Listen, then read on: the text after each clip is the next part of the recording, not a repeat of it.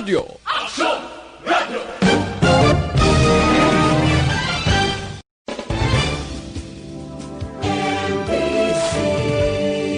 Manila Broadcasting Company.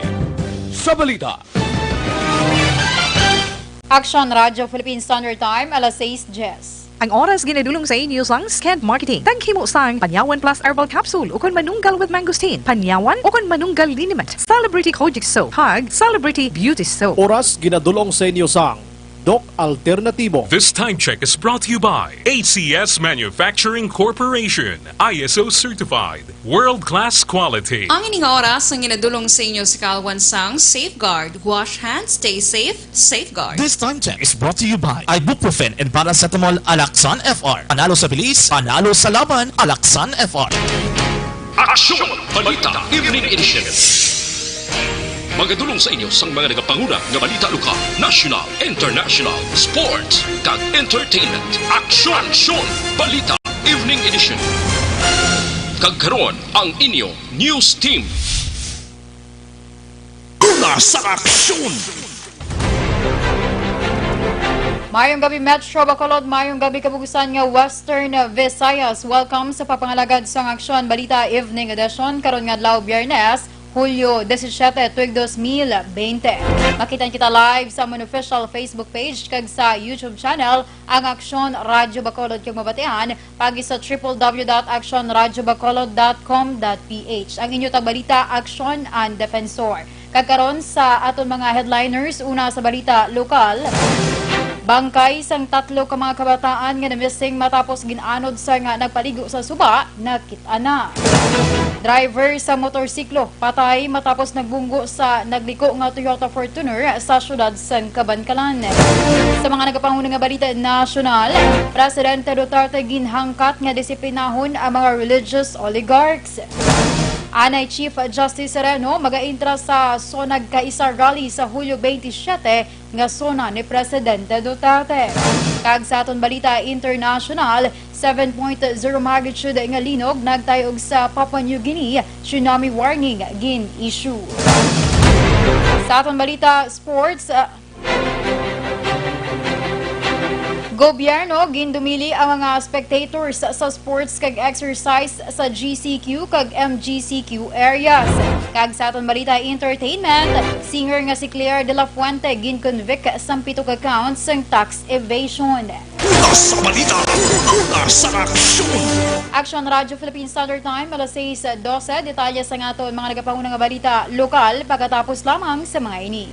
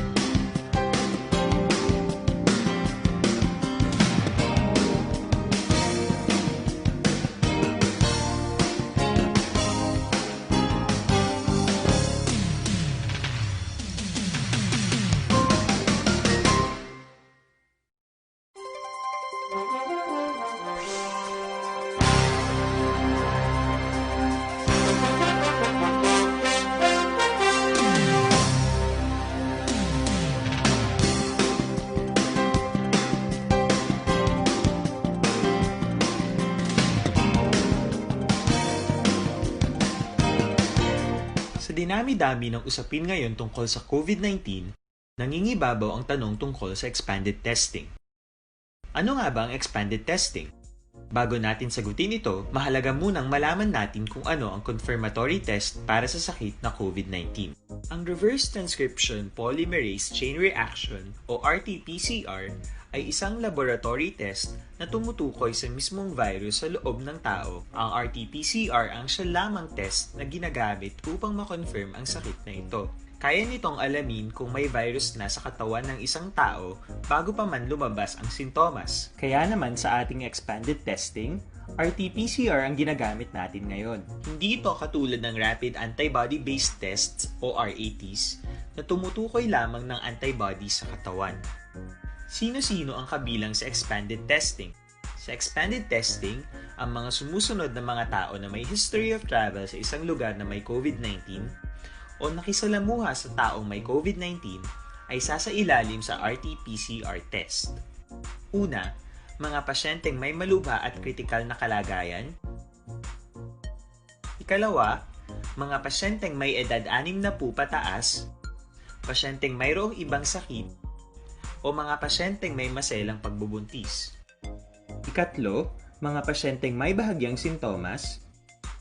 At ikaapat, iba pa nating kababayan at mga healthcare workers na walang sintomas ngunit may travel history o contact. Mayroon na tayong mga laboratorio na kayang gumawa ng RT-PCR sa Luzon, Visayas at Mindanao. Sa kasalukuyan, layunin ng ating gobyerno na tumaas pa ang health system capacity ng bansa upang matest sina lolo, lola, kuya at ate na pasok sa populasyong kailangan ng testing. Ginagawa natin ito upang mabigyan ng tama at agarang atensyong medikal ang mga pasyente at para matukoy ang iba pang tao na nakasalamuha nila. Mahalaga ang pagpapatest sa paglaban sa pandemya, pero mas mahalaga kung mapapanatili ang kalusugan ng ating katawan. Mas mainam kung lalabanan natin to ng sama-sama. Ika nga, prevention is better than cure. Mag-exercise. Aksyon Radyo Philippine Standard Time, alas 6:18, kakaroon sa detalya sa nga mga nagapangunang nga balita lokal. Nakita na ang bangkay sa minor de edad nga babae nga ginanod sa suba sakop sa nga Purok Abcasa, Barangay Mandalagan, syudad sa Bacolod, Miyerkules sa nga hapon. Nasampay ang lawas niya Jaren na Pahilagaw, 15 anyos, sa mga kagingking sa kilid sang suba sa Hacienda Jose Maria, Barangay Zone 15, syudad sang Talisay. Suno kay Talisay City Disasters Reduction Management Office o DRMO Head Joffrey Gutierrez, isa ka construction worker ang una nga nakakita sa lawas ng minor de edad. Dugang pa ni Gutierrez, may nakitaan nga lagob sa ulo sa napatay. Kahapon sang aga, sang una nga nakitaan man ang bangkay ni Janet Rodriguez, 15 anyos, sa Purok Tumpok, Barangay Zone 15. Samtang mga alas 6:30 naman kay nasang aga, nakitaan ang bangkay ni Carl Gabriel Cabrillos, 16 anyos, kaglunsay residente sang Purok Santol, Barangay Mandalagan, diri sa syudad sang Bacolod. Sa Nabaluan, 7 tanan ka mga minor de edad ang nagpaligo sa suba Miyerkules sang hapon, sang gulpi nagdaludo ang tubig sa suba nga nagresulta sa kamatayon sang 3 kag 4 naman ang nakaluwas. Nasangit sa mga dogagingking siguro pag mga sako bla dito siya na ano.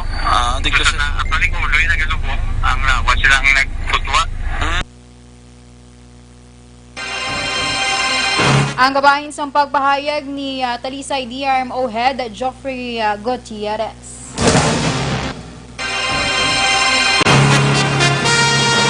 Sa iba nga balita lokal, patay ang nagamaneho sa motorsiklo matapos nakabunggo sa nagliko nga Toyota Fortuner sa Highway Mabinay Road, Barangay Hilamunan, syudad sang Kabankalan, mga alas 10 kay nasang aga.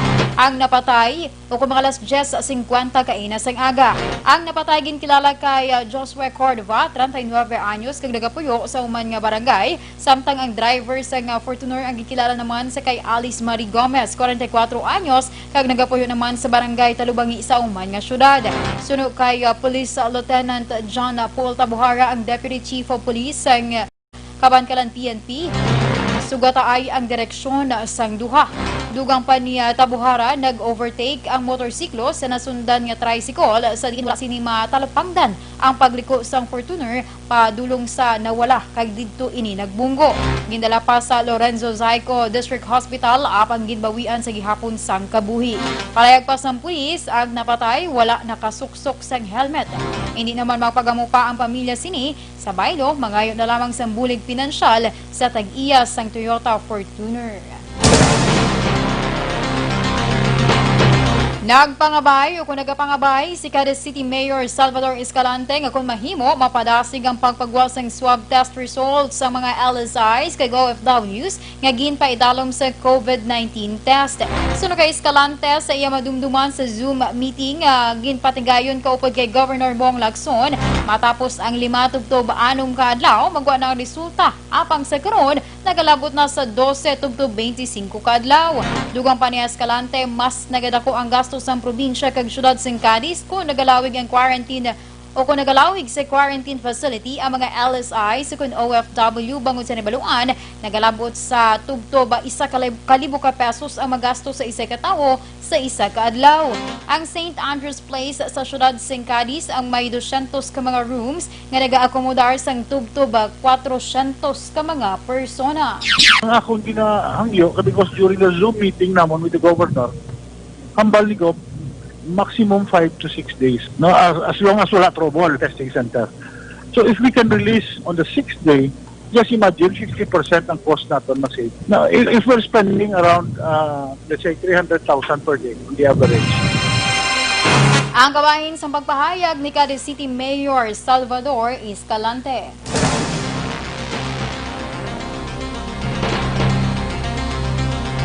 Natala na naman ng umpisahan ang pag-ayos ng daan niya outpatient building sa Valladolid District Hospital nga mong himuon bilang ikaduha nga COVID-19 laboratory sa probinsya sa Negros Occidental.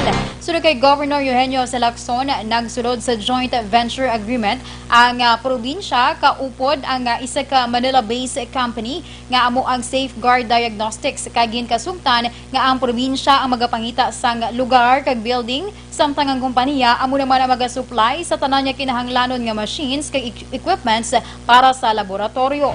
Dugang pa ni Lacson, mahimo nga magkagasto ang probinsya sang 2 milyones pesos para sa renovation sa building apang kun operational na magabayad naman sang 95,000 pesos nga renta sa kada bulan ang nasambit nga kompanya kag makakuha pa sang 5% nga rebate ay nagikan sa gross receipt ang probinsya. Nagalaom naman si Lacson nga mangin operational na ini masunod nga bulan bangod dako ang mabulig sini ilabi na sa mga nagrense sa sur nga bahin sang probinsya.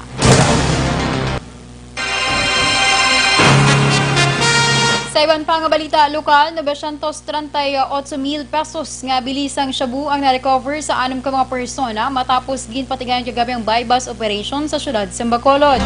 Unang nadakpan sa Regional Drug Enforcement Unit sa Purok Masagana, Halandon, Barangay 6, kag nadakpan si Edgy Gidoria, Rostom del Rosario kag Richard Munton. 364,000 pesos nga bilisang shabu ang na-recover sa RDEU sa tatlo.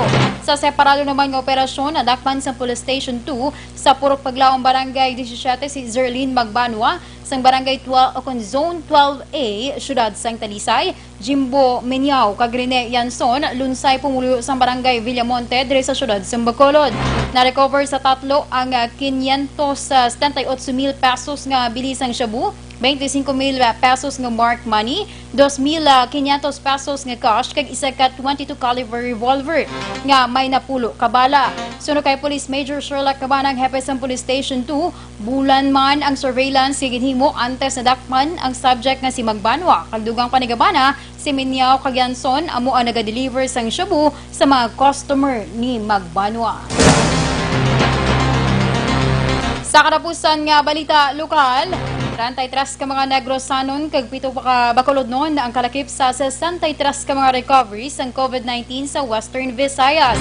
Sa ginpagwa nga datos sa Department of Health sa Western Visayas tutob Hulyo 17, ang recoveries ginalakipan sang 5 ka taga-syudad sang Himamaylan, 4 sa Banwa sang Binalbagan, 3 sa syudad sang Escalante kag Banwa sang Hinuwaan, Duha sa syudad sing Cadiz, Sagay, Banwa sang La Castillana kag Pontevedra, isa sa Banwa sang Calatrava, Moises Padilla, Pulupandan, Manapla, Hinigaran, Tuboso kag syudad sang Bago. Gin-report man nga duha ka bulan nga bata nga lalaki nga taga Moises Padilla ang naka-recover.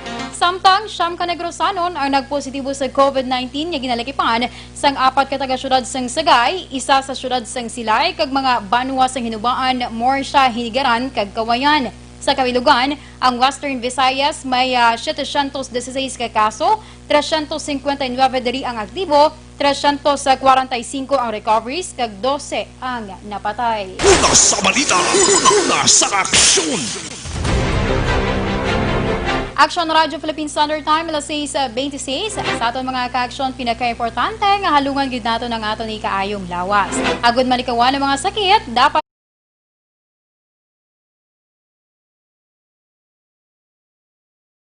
nami kag mas gin epektibo mangod mayara ini sang extracted nga mangosteen, balunggay, amarguso, garlic kag spirulina. Ang santong plano nga makabulig sa diabetes, mahigko dira nga dugo, hypertension, inflammation, bukol kag iban pa. Santong plus go nga butika. Detalye sa aton mga nagapangulo nga balita national pagkatapos lamang sa mga ini.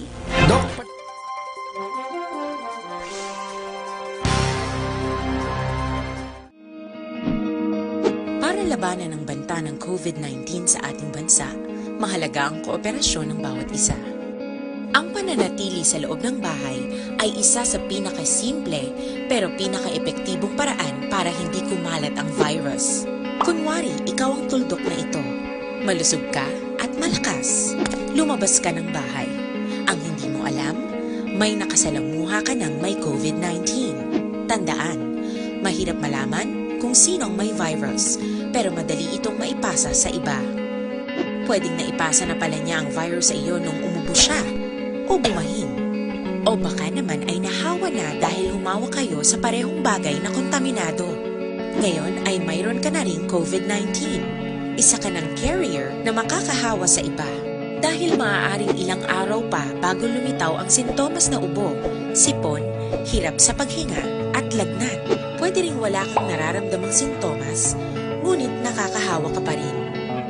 Pag-uwi mo sa bahay, maaari mong mahawahan ang iyong pamilya. Kasama na rito ang lolo at lola mo o ang mga magulang mo na may edad. Sila ang may pinakamahina na depensa laban sa virus. Ang mga may sakit sa puso, diabetes, high blood, at iba pang pre-existing conditions at mga buntis, mahina ang panlaban sa COVID-19.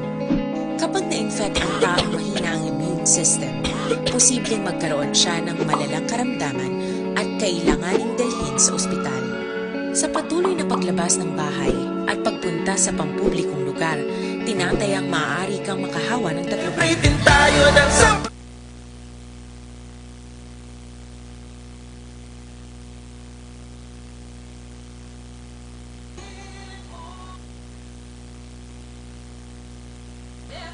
Hello sa aton mga ka-aksyon nga naga-monitor sa subong iyang hapon or subong nga gabi, syempre sa aton sa gyapon Facebook Live. Kay subong ti may bago naman kita nga mga pakulo kumbaga. Oo, every commercial since nga hindi tani ma-air sa aton nga Facebook Live ang commercial namon. So amo ni ginhimo sa nga Action Radio greetings para sa inyo nga naga-monitor sa aton Facebook Live. So, mayong hapon or mayong gabi dira sa kay Miriam Dulet Suarte, naga-monitor dira sa area sang Herbias 2 sa Barangay Villamonte. Sa kay Lucy Barluado, correct ko? Good PM, Kaksyon, and palihog tamyaw sa akong family sa Gabok, Basak, Kawayan, Negros Occidental, Family Barluado, kag Family by King Dera sa Abuanga from Lucy Barluado sang Manila. Wow, salamat gid.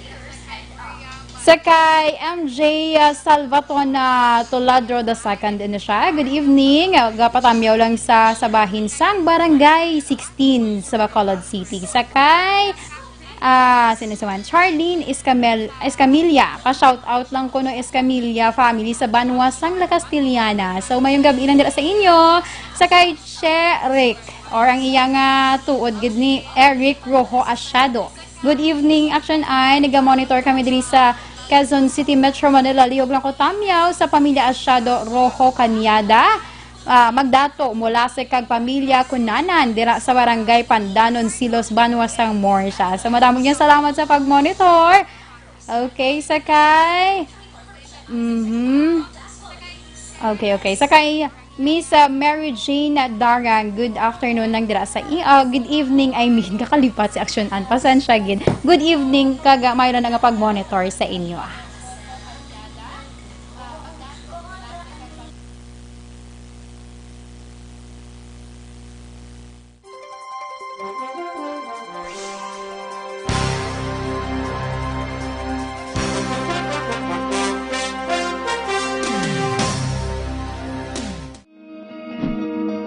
Para labanan ang banta ng COVID-19 sa ating bansa, mahalaga ang kooperasyon ng bawat isa.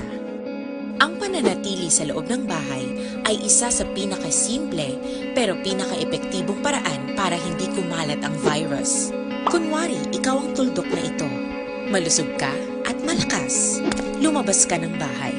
Ang hindi mo alam, may nakasalamuha ka ng may COVID-19. Action Radio Philippines Standard Time, alas 6:32 kagkaroon sa detalya sa ngaton mga nagapangulang nga balita national.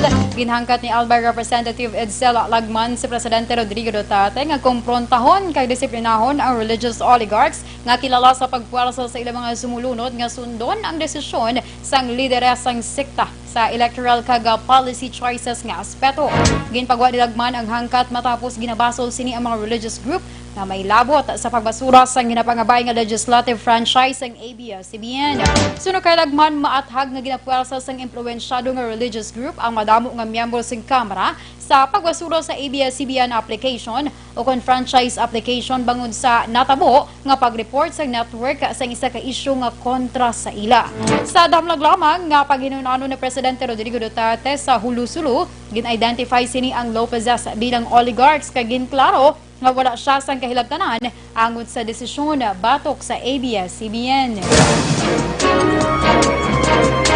Nanawagan si Anay Chief Justice Maria Lourdes Sereno nga mag-isa kag mag-intra sa pinakauna nga sunag kaisa nationwide protest rally nga ila plano himuon antes kag kadungan sang State of the Nation address o konsona ni Presidente Rodrigo Duterte sa Hulyo 27. Suno kay Sereno, mag-intra siya sa iban pang grupo agud ipahibalo sa publiko ang ila opinyon nga nagakontra sa pagperma sang Anti-Terrorism Act of 2020, ang issue sa China, linibo nga pagpamatay sa Pilipinas, mishandling sa mga naapektuhan sa phreatic eruption sa Bulkan Taal kag COVID-19 response ng gobyerno. Sa sonag kaisa online press conference sa Facebook, ginpahayag ni Sereno nga ini ang panahon sa pag-isa sa publiko agud ipalayag ang opinyon angod sa mga isyu sa pungsod. Giningganyo man ni Sereno ang publiko nga tun-an nga mahibaluan ang suporta sa nga gobyerno nga ginahatag para sa kaayuhan sang tanan kag ang pag-idolo sa mabakod nga tawo apang hindi makaluwas kag mahimo pangunahan ang pag-usmod sa nga tanan.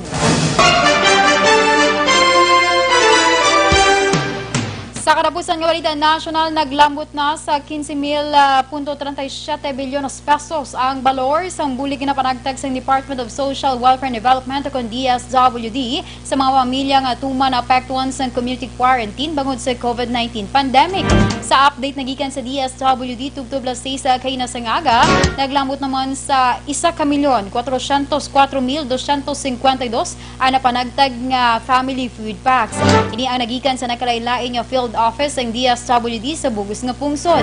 Pinakamadamo nga family food packs nga naparagtag ang sa Metro Manila nga naglambot sa mas sobra 261,158. Mayara pa sa nga 756.91 milyones ka mga standby funds ang DSWD kag mayara pa ini sa nga 891.89 milyones nga balor sa nga stockpiles. Una sa balita, una sa aksyon!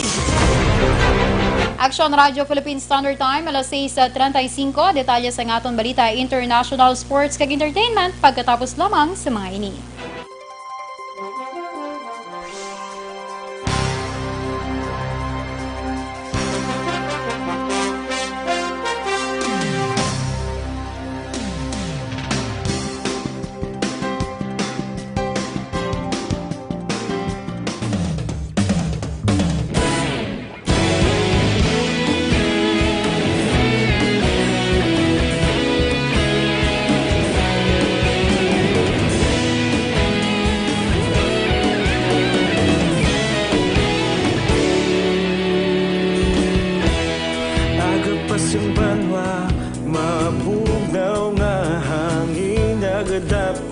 na ikaw na ang ginapamatian namon ginasandigan.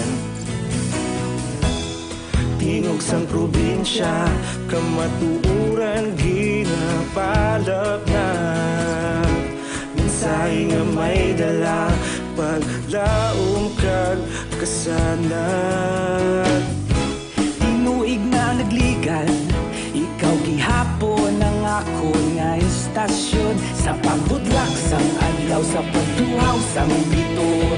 Mga balita may dala inspirasyon, aksyon radyo bakulod man sa gihapon. Padayon aksyon radyo bakulod saludo sa imo. Padayon aksyon radyo, salamat kisa pagserbisyo. Patas kag balanse, matuod nga mensahe, wala sang ginadampingan. Padayon aksyon radyo.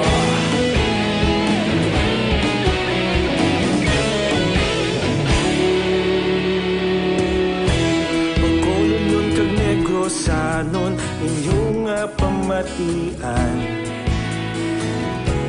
stasyon nga nagapalaplag sang kamatuuran. Mabakod nga prinsipyo, reporter handa sa serbisyo. Kahapon, karon kag sa gihapon, kita magapadayon. Tinuig na nagligan, ikaw gihapon ang ako nga istasyon sa pagbutlak sang adlaw sa pagtuhaw sang bituon. Mga balita nga may dala inspirasyon, aksyon radyo bakolod man sa gihapon. Padayon aksyon radyo bakolod saludo sa imo. Padayon aksyon radyo, salamat sa pagserbisyo. Patas kag balanse, matuod na mensahe, wala sang ginadampingan. Padayon aksyon radyo. Una sa balita, una sa aksyon, sa Bacolod Aksyon Radio. Una sa balita, una sa aksyon, sa Bacolod Aksyon Radio. Ikaulog na na'y sansan ano nga kahintangan. Responsable na pagbalita, pagdayon na ipalak na. Malasig pero sigurado, aksyon na may dala pagpalanggan.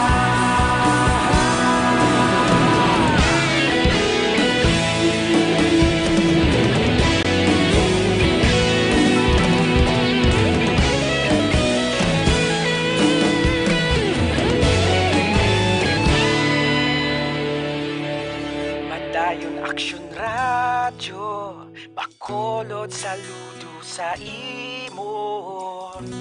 Padayon aksyon radyo, salamat gid sa pagserbisyo.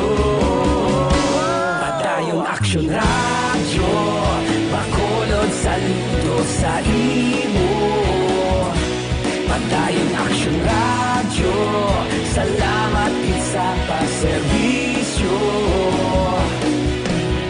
Patas kag balanse, matuod nga mensahe, wala sang ginadampingan. Padayon aksyon radyo.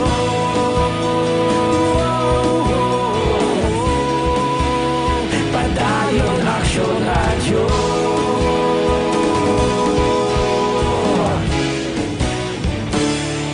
Padayon aksyon radyo.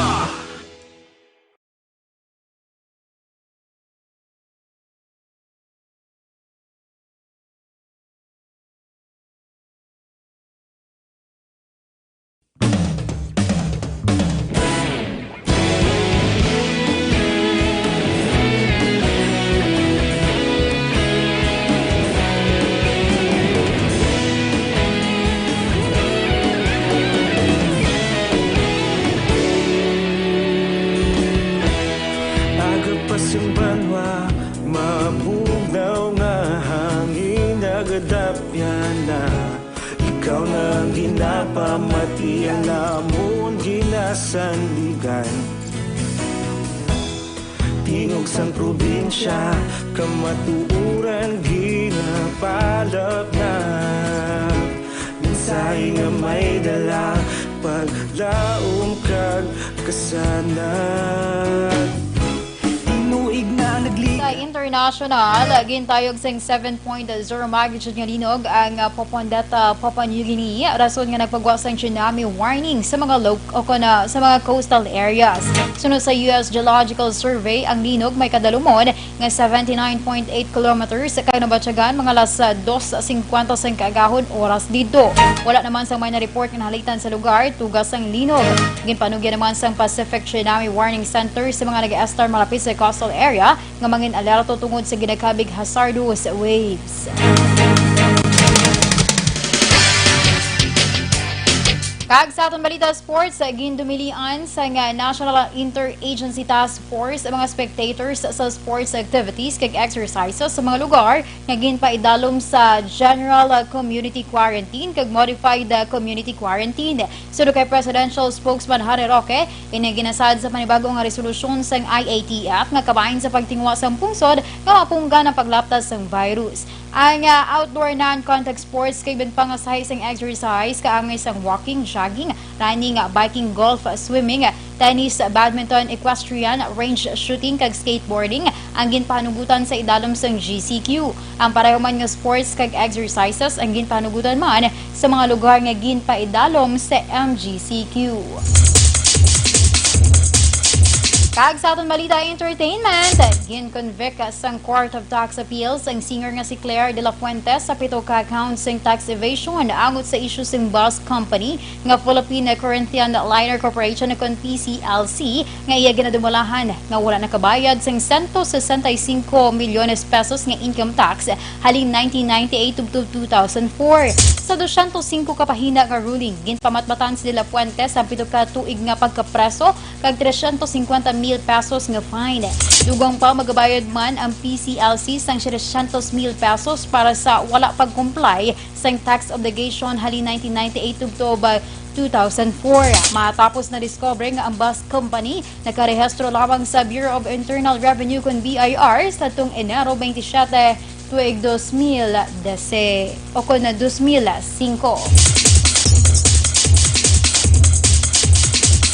Una sa balita, una sa aksyon. Action Radio Philippine Standard Time alas 6:44 kag inyo ginpamatian ang kabugusan nga detalye sa aton mga natipon nga balita. Dili lamang sa Action Balita Evening Edition karon nga adlaw Biyernes, Hulyo 17, 2020. Sa liwat ang inyo tagbalita, Action and Defensor. Una sa balita, una sa aksyon, sa Bacolod Action Radio. Action Radio! Manila Broadcasting Company. Sa balita, komentaryo, issue, serbisyo publiko. Aksyon Radio! Sa Bacolod, Aksyon Radio!